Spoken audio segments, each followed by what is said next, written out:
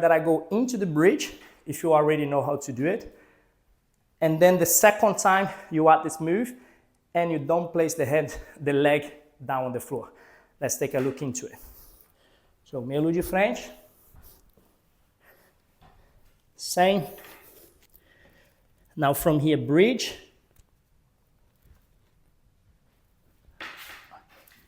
From there, I'm gonna link into the queda de quatro. From here, the same thing. But note that this leg now is not gonna touch the floor once I spin. So I'm gonna go here and keep the leg in here. From here, change, down, and then hold it out. Let me quickly demonstrate the whole version with those stop so you can see what it looks like.